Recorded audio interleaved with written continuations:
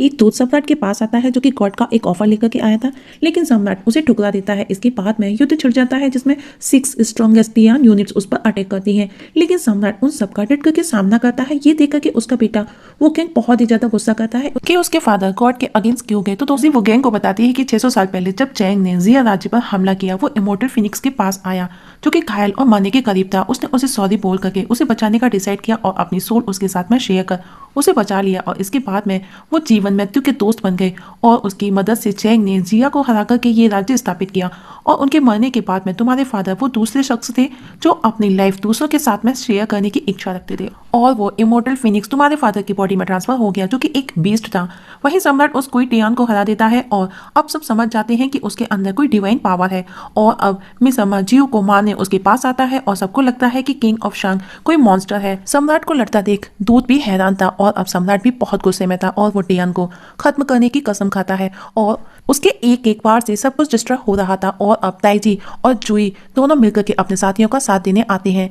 उन्हें यकीन ही नहीं होता कि एक इंसान क्या क्या कर सकता है। जुई ताइजी को दिमाग से लड़ने की सलाह देता है। वहीं सम्राट के भाई पर भी एक वाइल्ड वल्व अपने असली रूप में आकर जीव पर अटैक करता है और जीव एक एक कर सभी वॉल्व्स को मारता है। और अब 3 मेजर गॉड सम्राट के सामने खड़े थे उससे लड़ने, ताइजी, जूही और कुई। वहीं जीव को बिना तलवार के लड़ता देख वाइल्ड वॉल्व्स को मरता देख मिसम्मा भी हैरान था और आखिर में वो उसे हरा देता है, पर वो वापस उठ करके खड़ा हो जाता है और जीव से बदला लेने लगता है। और अब व्हाइट ड्रैगन की दहाड़ से ऐसा लगता है मानो कोई भूकंप आने वाला हो। इवन धरती भी जोर जोर से हिलने लगती है और खुद टियान नीचे आता है। वहां सब कुछ ग्रे हो जाता है, किसी को कुछ भी क्लियर नजर नहीं आता, जिसमें लोगों को सांस लेना मुश्किल हो रहा था। लोग तड़प तड़प के मर रहे थे। टियान की वजह से मोनोक्रम डिवाइन पावर फैल चुकी थी जिसे बर्दाश्त करना हर किसी के बस का नहीं था। और अब टियान सम्राट के सामने था। वो उसे पूछता है, तुमने बगावत क्यों की जबकि तुमको हर नियम कानून पता था? शायद तुम भूल रहे हो, तुम जैसे बंदरों को मैंने बनाया है। सम्राट बोलता है, हमारी जिंदगी तुम्हारे नियम और कानून के बिना अच्छी है और तुम भूल रहे हो हम बंदर नहीं इंसान हैं। और उस पर वो तलवार पॉइंट कर देता है। ये देख उसके साथी शॉक्ड हो जाते हैं और अब टियान उसे उठा करके दूर फेंक देता है और उसकी फीटस एक एक करके टूटने लगते हैं और उसे मारने लगता है और कहता है, गॉड और मंकी के बीच में बहुत बड़ा डिफरेंस है और अगर आज मैं तुम्हें मार दूंगा ये भी सच हो जाएगा। और वहां खड़े सब सम्राट को मरता देख बहुत दुखी थे। वो गैंग भी रो रहा होता है। तब एक सिपाही सम्राट को बचाने की बहुत कोशिश करता है। उसे देख करके बाकी के सोल्जर्स भी शर्म से अपना सर नीचे झुका लेते हैं। हालांकि सबको पता था सच की क्या होना है। टियान को कोई नहीं रोक सकता, पर फिर भी वो सोल्जर हार नहीं मानता। इवन उसकी हड्डियां तक दिखाई देने लगती हैं। ये देख करके बाकी के सोल्जर्स का आत्मसम्मान जाग जाता है और वो आगे आकर के उसकी हेल्प करना चाहते हैं, लेकिन तभी जियो सबको रोक देता है कि ये एक सुसाइड करने जैसा होगा और जियो खुद बचाने जाता है। पर टियान उसकी तलवार को ही चकनाचूर कर देता है और कहता है, बंदर हमेशा एक बंदर ही रहेगा। और दोनों भाइयों को वो दूर उठा करके फेंक देता है, जिसमें दोनों की हालत खराब हो चुकी थी। दोनों बुरी तरह से घायल थे और अब किसी तरह सम्राट उठ करके खड़ा होता है। और अब सम्राट को लगने लगा कि वो मरने वाला है। उसे अपने सब याद आते हैं, पर उसने ये खुद चूज किया था। उसे अपने किए पर कोई पछतावा नहीं था और उसे उस समय का याद आता है जब उसने गॉड के अगेंस्ट जाने की कसम खाई और जियो ने भी उसका साथ देने को कहा। और कुछ दिनों बाद में उसकी शादी डाजी से हो गई और वो गैंग का जन्म हुआ। और डाजी ने उसके जन्म के समय ही उसका भविष्य देख लिया कि जल्द ही गॉड के अगेंस्ट वार होगा जिसमें सम्राट मारा जाएगा। और सम्राट ने उसी समय डाजी से प्रॉमिस लिया कि वो कभी भी अपनी डिवाइन पावर का यूज नहीं करेगी। जो भी होगा वो मेरा भविष्य होगा। वो उसे अपने हाल पर छोड़ देगी। और अब सम्राट वापस से टियान से फाइट करता है और उसके पंख पहले से कई गुना ज्यादा बड़े हो गए थे। बाकी की टियान यूनिट्स भी ये देख करके हैरान थी। वहीं डाजी और वो गैंग भी बहुत दुखी थे अपने सम्राट को इस कंडीशन में देख करके। सम्राट भी हार नहीं मानता, हर बार टियान को बराबरी की टक्कर दे रहा था।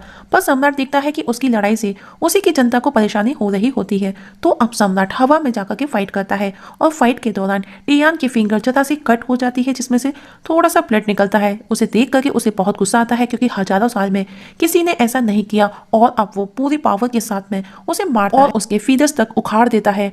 डाजी वो गैंग भी ये देख करके रो रहे होते हैं और अब सम्राट जमीन पर आकर के गिरता है और जोरदार धमाका होता है जिससे जमीन में बहुत बड़ा गड्ढा हो जाता है। पर सम्राट अभी भी चिंता था, उसकी सांसें चल रही थी। ये देख करके टियान उसे अपने ड्रैगन से जकड़ने लगता है। वो गैंग डाजी भी खड़े रो रहे थे अपनी आंखों के सामने। सम्राट को मरता देख बहुत दुखी थे। सोल्जर्स भी कुछ नहीं कर सकते थे, सब खड़े देख सिर्फ रो रहे होते हैं। हर किसी की आंखों में आंसू थे, पर सब मजबूर बेबस थे। और आखिर में टियान सम्राट को जान से मार देता है। कोई कहता है उसकी स्ट्रेंथ वाकई इंप्रेसिव थी, हमारी सोच से कहीं ज्यादा। पर मैसेंजर ये देखकर कि बहुत खुश होता है। टियान की जीत के बाद भी उसके यूनिट्स के चेहरे पर खुशी नहीं थी, एक महान सम्राट को हराने के बाद भी। सम्राट के मरने के बाद में उसके सोल्जर्स बुरी तरह से रोते हैं। तब वही सोल्जर्स जिसने सम्राट को बचाने की कोशिश की वो कहता है ऐसे रो करके हमको सम्राट के बलिदान को जाया नहीं करना चाहिए, हमको भी आगे बढ़ना होगा, उन्हीं के जैसे बनना होगा।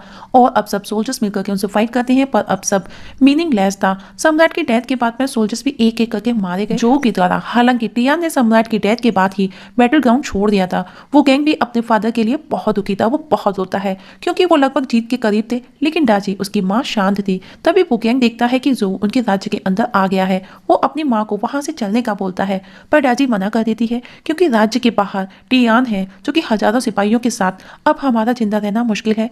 वुगेंग उसे समझाता है बिना कोशिश किए आप ऐसे कैसे कह सकती हैं, और कहता है कि वो मरना नहीं चाहता, वो जीना चाहता है।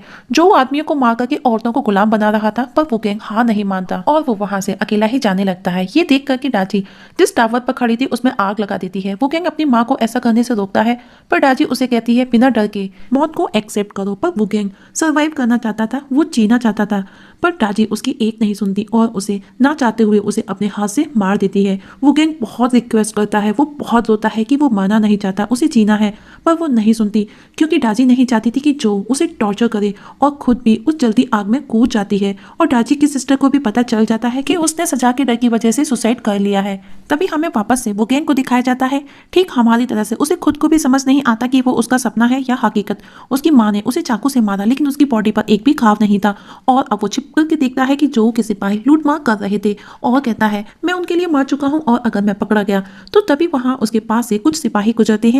वो छिपने की कोशिश करता है, वो सोच में पड़ जाता है कि उनको वो क्यों नहीं दिखा और अब वो बाहर जाकर के देखता है कि एक सिपाही एक लेडी को टॉर्चर कर रहा है। वो उसे रोकने की कोशिश करता है पर वो उसे टच भी नहीं कर पाता और वो समझ जाता है कि वो मर चुका है, ये सब सिर्फ सपना है। तब डाची की सोल वहां आती है और उसे कहती है हाँ बस तुमको अभी तक यकीन नहीं हुआ, पर अभी तक उसका ह्यूमन वर्ल्ड से कनेक्शन कट नहीं हुआ था, मतलब वो अभी भी वापस जिंदा हो सकता था। और ये सब डाची ने अपने डिवाइन पावर से किया था और अपनी डिवाइन पावर को छोड़ते ही डाची भी मर जाएगी। और ऐसा ही होता है, जैसे ही वो अपने डिवाइन पावर वुगेंग की बॉडी में छोड़ करके चली जाती है और अब वुगेंग को जितना जल्दी हो ऐसी बॉडी की तलाश थी जो कि ठीक उसी समय मरी हो जब वो मरा था। और जब वो उसके आसपास होगा उसे उसका एहसास भी खुद होने लगेगा और टावर के गिरने से पहले और सूरज के निकलने से पहले उसे एक डेड बॉडी को ढूंढना था। इसीलिए वुगेंग बॉडी तलाश में लग जाता है और काफी तलाश करने के बाद में उसे एक बॉडी मिलती है, पर वो ओल्ड पर्सन की थी, उसे कम एज की चाहिए थी। लेकिन आखिर में उसे एक ऐसी बॉडी कुएं में आधी गिरी हुई नजर आ जाती है और सूरज भी निकलने वाला था और सूरज की रोशनी में वुगेंग की बॉडी भी अब्जॉर्ब होने लगती है और वुगेंग अपने माँ के सेक्रीफाइस को बर्बाद नहीं कर सकता था और वो कुएं में उस बॉडी पर कूद जाता है और सूरज भी निकल आया था और वो कुएं वाली बॉडी जिंदा हो जाती है। वुगेंग अपनी शक्ल को देख करके चौंक जाता है क्योंकि उसी के किसी नौकर की बॉडी थी जिसे उसने बुरी तरह से कभी हिट किया था, जिसकी चोट के निशान अभी भी उसके फेस पर थे। इवन उसने उसकी एक आंख भी फोड़ दी थी और तभी एक लड़की उसका हाथ पकड़ करके वहां से बचा करके ले जाती है और वो उससे उसका नाम पूछता है। ये सुन वो लड़की हैरान थी और इस जगह हमारी आज की एक्सप्लेनेशंस खत्म हो जाती है। तो दोस्तों देखेंगे नेक्स्ट एपिसोड में क्या होगा, वुगेंग की नई पहचान, कौन है वो लड़की जो वुगेंग को बचाती है, क्या वुगेंग और वो लड़की जो के आतंक से निकल करके बच